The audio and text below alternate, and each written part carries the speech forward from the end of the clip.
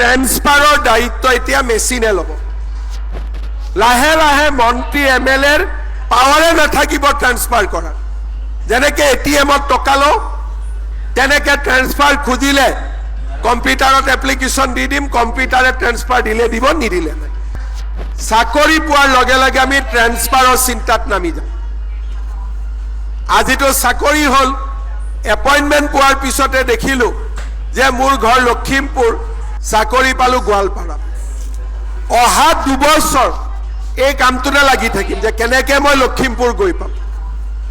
গুৱাহাটীলৈকে অহা যোৱা, কোনোবা মন্ত্ৰী, কোনোবা MLA, কোনোবা দালাল, এই কামটোতে আমি লাগি থাকোঁ। তাৰ কাৰণে চৰকাৰৰ 2টা বছৰ লষ্টে হৈ যায়, কামেই নকৰে, ঘূৰিয়ে থাকে। এই যিবিলাক বেমাৰ, এই বেমাৰবিলাকৰ পৰা আমি দূৰত যাব লাগে। কাৰণ এনেকুৱা কোনো চৰকাৰ নাই য'ত জন্ম তাতে মোক চাকৰি দিব। আমাৰ মানুহে কি বিচাৰে যে প্ৰথমতে নিজৰ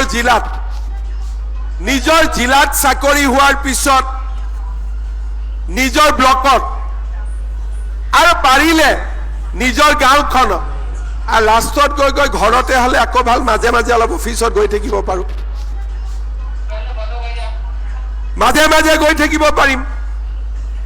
এই ব্যৱস্থাবিলাকৰ কাৰণে লাষ্টত গালি কোনে খাব লাগে? যেতিয়া মেডিকেলত গৈ নাৰ্ছ নাপায়, মেডিকেলত গৈ ডাক্তৰ নাপায়, গালি কোনে খাব লাগে? হয় অশোক সিংঘালে খাব লাগে, নহ'লে আমি খাব লাগে। আমিতো চাকৰি দি দিলোঁ, আমিতো পোষ্টিং অৰ্ডাৰ দি দিলোঁ, কিন্তু ল'ৰা ছোৱালীয়ে একেটা জেগাতে থাকিব খোজে। চাকৰি পালোঁ ধুবুৰী মেডিকেল কলেজ, ইণ্টাৰভিউ দিলোঁ ধুবুৰীত, কিন্তু সদায় লাগি থাকিম কেনেকৈ ডিব্ৰুগড়ত গৈ পাম। এতিয়া ধুবুৰীত কোনে চাকৰি কৰিব? আপোনাক আমি ডিব্ৰুগড়ত ট্ৰেন্সফাৰ দিলোঁ, কিন্তু ধুবুৰীত যিমান পেচেণ্টে আহিব, ডাক্তৰ, নাৰ্ছ, টেকনিচিয়ান নাপাব, তেওঁলোকে আপোনালোকক গালি নিদিয়ে। তেওঁলোকে কাক গালি দিব? আমাক গালি দিব। এই ডাক্তৰ নাই, নাৰ্ছ নাই, চৰকাৰে কি কৰি আছে? চৰকাৰে কি কৰিব? আকৌ আপোনালোক যদি, মই কোনোবা জেগাত ভ্ৰমণত গৈছোঁ, হাতত ধৰি মামা মোক জলদি জলদি ট্ৰেন্সফাৰ কৰি দিয়ক। এই যিটো বেমাৰ, এইটো এটা আমাৰ ল'ৰা ছোৱালীৰ মাজত বেমাৰ। অসমখন আমাৰেই। যদি আমি ভাবোঁ যে চব কাম ঘৰত থাকিয়ে হ'ব, সেইটোতো সম্ভৱ নহয়।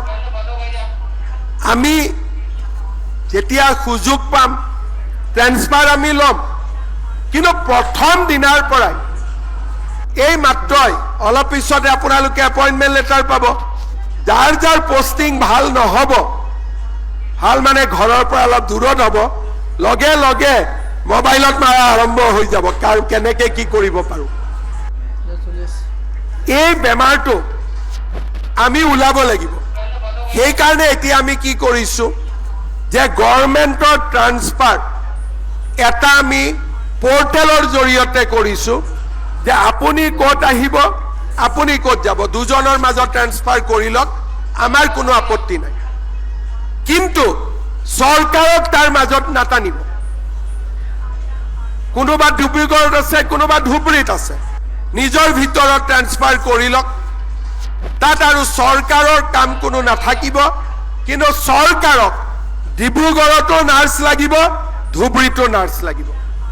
চৰকাৰক ডিব্ৰুগড়তো ডক্তৰ লাগিব, আমাক ধুবুৰীতো ডাক্তৰ লাগিব। তাৰমানে যদি সুবিধা আছে ট্ৰেন্সফাৰ হৈ লওক, আমাৰ আপত্তি নাই। কিন্তু পেচেণ্টক নেগলেক্ট কৰি এখন হস্পিটেলত 2গৰাকী নাৰ্ছ, 2গৰাকীয়ে যদি ট্ৰেন্সফাৰ লয়, ৰাতি ডেলিভাৰী পেচেণ্টগৰাকীতো মৃত্যু হ'বই। কোনে তাৰ দায়িত্ব ল'ব? সেইকাৰণে লাহে লাহে আমি কি ব্যৱস্থা কৰিছোঁ যে ট্ৰেন্সফাৰৰ দায়িত্ব এতিয়া মেচিনে ল'ব। লাহে লাহে মন্ত্ৰী MLAৰ পাৱাৰে নাথাকিব ট্ৰেন্সফাৰ কৰাৰ।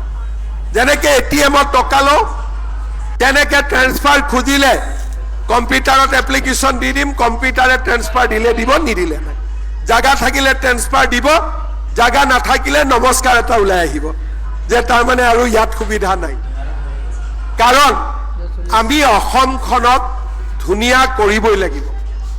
আমি অসমখনক সকলো ফালৰ পৰাই আগুৱাই লৈ যাবই লাগিব।